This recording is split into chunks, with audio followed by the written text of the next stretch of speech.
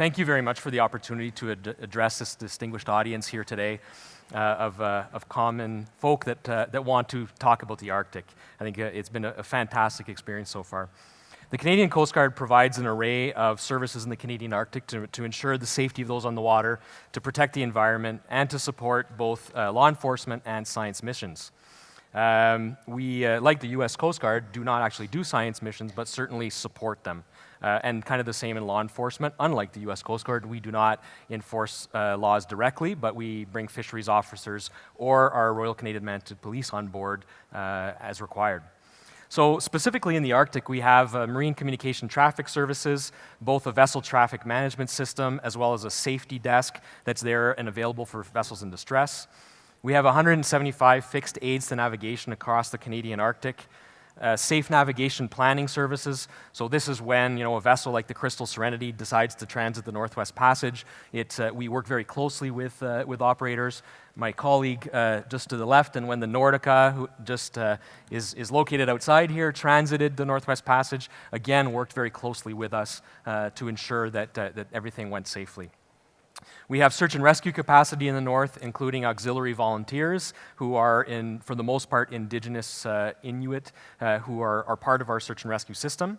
We have environmental response capability, including 22 different locations with equipment ready to clean up an oil spill if something were to happen. Last year, we conducted 588 days of icebreaking operations in the Canadian Arctic, provided 120 hours of icebreaking assistance, 170 hours of helicopter operations. We escorted 29 vessels through at least a portion of the Northwest Passage, and we responded to 8 search and rescue calls and 1 environmental incident. So in the future, Canada is going to be seeking to maximize its investments along what we're calling low-impact shipping corridors.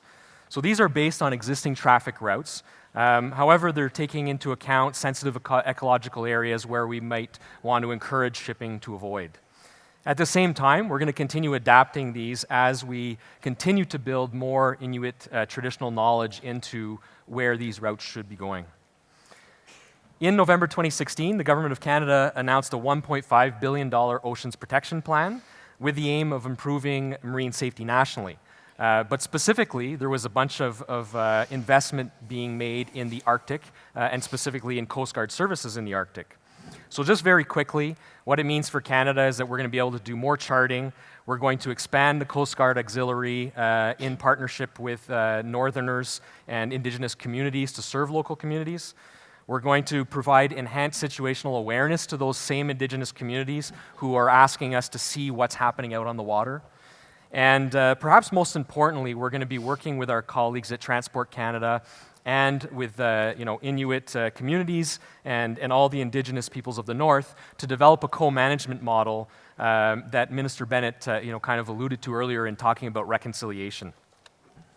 So the focus today is on science missions, and in Canada, the Canadian Coast Guard's icebreakers are used as a platform to conduct science missions, as I mentioned. The Adamson is a partly dedicated science mission. I apologize for forgetting to move the slides here. But so this is a quick overview just of kind of our asset locations across the Canadian Arctic. And so the Adamson is a partly dedicated science vessel and other platforms, and including our flagship vessel, icebreaker, the Louis Saint Laurent, we use for charting, science missions, and for all of those other services that I just mentioned. Two of the key challenges that we face right now are an aging icebreaking fleet. We too need to recapitalize our icebreaking fleet. We too have some money put aside, so working towards that. And at the same time, we are dealing with climate change, and I'll perhaps elaborate on that a bit later. As we plan science missions, we work very closely with both the science and Indigenous communities. We try to mitigate some of the uncertainty that goes along with sailing in the Arctic by detailed planning. This includes making backup plans. So if we obviously we're planning these missions a year or 2 years in advance. If we get up there and all of a sudden discover that we aren't able to pass in a certain way because of ice conditions, we already have a backup plan in place. So we work very closely, again, and cooperate, make sure that we're flexible, and we also, of course, have careful consideration of history, ice conditions, traditional knowledge, as well as the experience of our many Coast Guard Arctic ice navigators. So finally, just in conclusion then, Canada is very much an Arctic nation. We're committed to cooperation with our circumpolar partners. We do so in the Coast Guard through various forums like the Arctic Coast Guard Forum. But we very much view that the importance of this to meet new opportunities, to minimize the negative consequences of climate change.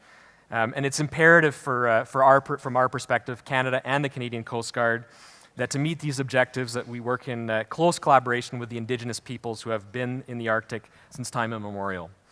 So the Canadian Coast Guard very much provides a lifeline to Arctic communities through community resupply, icebreaking, opening up harbors, so these communities can be resupplied on an annual basis in the summer.